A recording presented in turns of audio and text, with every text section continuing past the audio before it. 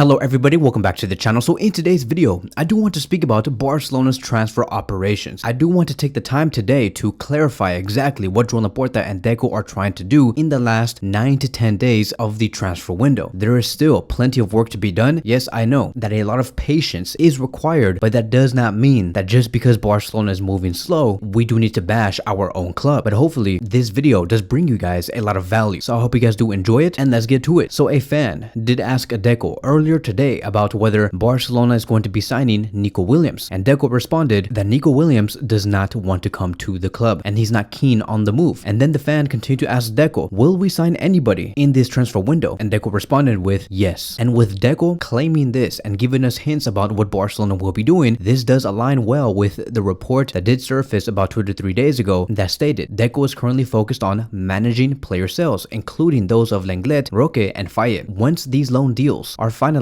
the club may shift its attention back to potential signings. For now, Barcelona's primary objective is to reduce the wage bill, ensuring financial stability as they navigate through the transfer market. And this was according to Mateo Moreto. So like I've said, the intentions are there. Barcelona want to sign 2 more players. Other reports have claimed that the club sources have made it clear that Barcelona is not in the market for a defensive midfielder, and instead they're focusing on bringing in a winger and a fullback, with Joao Cancelo still being considered as an option. So hopefully that did help everybody here about what Barcelona are trying to do. For a recap, they want to sell Faye, Vitor Roque, and Lenglet, and in return, hopefully they can bring in a left winger and a fullback. Now, one surprised exit that Barcelona have encountered is the exit of Gundogan, an operation that does not sit well with many Barcelona fans. As for the latest regarding Gundogan, it has been said that Gundogan's agents are currently in Manchester working on a potential return for the midfielder. Barcelona is prepared to facilitate his exit, ensuring that Man City won't even pay a transfer fee for him. Gundogan has already informed City that Barcelona would allow him to leave for free. So it is pretty much set. It is 99% done that Gundogan will be a Manchester City player again. Pep Guardiola will be getting his captain back, which is huge news for him and for all Manchester City fans. I'm pretty sure that the reunion with Gundogan and the club is going to be amazing to see. As for FC Barcelona, once again, there are questions. Many have asked, why would they let go of Gundogan, and especially for free? How can Barcelona do such thing? Well, here's the thing. When Gundogan was signed, yes, he was signed for free. We did not pay a single dime. And at that time, Barcelona made an amazing move, right? It was considered as one of the best transfers Barcelona have made in a very long time. And we really needed a player like Gundogan, because at that time in 2023, Fermin Lopez was not known. He did not even come onto the scenes yet. Pedri was inconsistent in terms of availability. And then we had Gavi with the intention of not playing as a central midfielder anymore, but playing much deeper in Xavi Hernandez's system to play as a CDM. And so Barcelona and Xavi knew that they had to make a move and to find a great central attacking midfielder that they can rely on, and it was a real problem. And that is why they brought in Gundogan, and Gundogan came in and put out amazing numbers. He played 51 matches, scored 5 goals, and provided 14 assists. And now fast forward to today, we should just thank Gundogan for the season that he has had with us, right? Because we could have been in a much worse position today. We would have ranked much lower in the league without Gundogan. And yes, I know that it may hurt for us to leave Gundogan for free. That is completely fine, because you know what? Barcelona a year later are in a much better position sportingly, because our midfield looks much healthier with Bernal, with Casado coming in to play in the number 6 positions. Gavi is going to be returning. Pedri seems better than ever before. We have seen what he has done against Valencia. Hansi Flick really does want to revolve the project around Pedri. And then we have Fermin Lopez, who is now a known name at Barcelona and with the Spanish national team. It is safe for Barcelona to move on, and it's okay for us to let go of him for free. And that is also going to allow us to also incorporate new players and in the midfield, because it's not just done there. It's not just with Gavi, it's not just with Pedri, it is not just with Fermin Lopez that is going to be solidifying our midfield. We're also going to be having Dani Olmo incorporated into this squad. Gundogan was going to earn another 18.7 million euros next season. His contract has automatically extended with Barcelona until 2026 because he met the certain appearances in order for him to have a 1-year extension with the club. Yes, Gundogan was going to stay with us until 2026. So on the wage bill, it did seem like Barcelona were going to have to pay Gundogan a total of 37.5 million euros in total for his whole stay. Now with Gundogan leaving, the registration of players is greatly going to be welcomed. For sure, Dani Olmo can fit into the wage bill with 37.5 million euros being released. We no longer have to be accountable to that. Dani Olmo is going to come to Barcelona earning 11 million euros a year, which is 7 million euros less than Gundogan. It's brilliant coming from Joan Laporta and Deco in the way that they have financially and sportingly handled this whole thing. Barcelona's midfield has gotten a lot stronger and at the same time, we have reduced our wage bill. Moving on towards Vitor Roque, what is the latest on the player? There is a lot of interest coming from Real Betis. Vitor Roque really does want to go to Real Betis, and there are crucial hours ahead. He's currently being consulted by the Barcelona board. They have claimed that the best way you could handle your future is by going to Real Betis. Sporting CP is also very interested, and they are proposing a permanent deal worth over 30 million euros, including add-ons. Real Betis only want to get the player on loan. Barcelona are in favor of letting go of Vitor Roque on loan to Real Betis so they can have some sort of leverage in case this player does end up becoming a very important player in the world of football. But it does seem like Sporting CP want to make a very interesting offer. There is demand for Vitor, and they believe that they could make it happen with 30 million euros, the exact same amount Barcelona have paid for Vitor Roque when he came from Brazil. So we'll see if Barcelona end up making their money back. As for Mika Faye, there is also huge demand for the player. Two French clubs do want Mika Faye, and that is Rennes and Lille. Yes, Inter Milan are also very interested in Mika Faye, but as of now, Lille and Rennes are coming in with massive offers and submitting official bids. Barcelona's more than okay on letting go of Faye, but they insist on including a buyback clause and a sell-on clause in any of their deals. So Barcelona want to make sure that if Mika Faye ends up being too good, right? Let's just say that he ends up becoming the best center back in the world. They want to be able to pay 25 to 30 million euros for the player. So it is a very cheap price. If they say, you know what, Mika Faye is really good, he's doing amazing at Rennes, but we don't need him, and we see that Mika Faye is going to be going to the Premier League, for example, maybe Manchester United, for a total of 60 to 70 million euros, Barcelona again want to have a say on that, and they want to have leverage on that by incorporating a sell-on clause and maybe get about 30 to 40% of that future sell. And once again, just in case Barcelona say, you know, he's good enough, but we don't want him back, and we just want 40% of any future sell. In my opinion, I would love for him to go to Inter Milan, a team where all they do is defend. All they do is teach each other how to defend, how to intercept, how to tackle, learn the Italian way, and of course, continue to implement the buyback clause and the sell-on clause in case Mika Faye becomes monumental. So now that we are done talking about the exits, now I do want to speak about the big news, right? Because here's the thing, after Barcelona do complete these departures, who are they going to be looking for? As for the left wing position, I only want to focus on that. We're not going to be talking about the fullback position because I think that the player that they are going to be looking at is Cancelo. But as for the left wing position, it's going to be revolving around two players, Chiesa and Rafael Leao, a player that I have talked about and proposed before on this YouTube channel, which is crazy, right? Because I feel like I almost predicted the future, but it does make the most sense. This is the second time we have talked about Leao maybe moving to Barcelona because there has been two separate stories this year so far. This is the second story. Leao's name has came back a second time. So let's talk about Leao first. It says here that Barcelona have shown interest in AC Milan's star winger Rafael Leao. However, the operation is described as more than complex. AC Milan demands at least 100 million euros for Leao, but Barcelona is exploring the possibility of including players in the deal to make it more feasible. Now, there has been other reports claiming that Barcelona also have the possibility of negotiating that release clause, maybe lowering that amount to 90 million euros or 88 million euros instead of 100 million euros minimum. Now, first things first, I want to make it very clear. If Barcelona have the audacity to go for Leao, the board has my respect, because never did I ever think that Barcelona had the capacity or the audacity or the confidence to face a operation like Leao, because it is very expensive, extremely expensive. Yes, Barcelona can afford a player like Leao. It's just a matter of, can Javier Tebas give us the grace and the blessing to say, you know what, I'm going to loosen the restrictions. You guys can get the player if you guys want to, but do it with great responsibility. Make sure that you guys don't overextend yourselves with this player. Like, I'm honestly surprised. If Barcelona were to ever make a bid for Leao, I would say grab that 60 million euros that you were going to give to Nico Williams, add on an extra 20 million euros that you are going to be gaining from these departures that we have just talked about, and include a player like Mika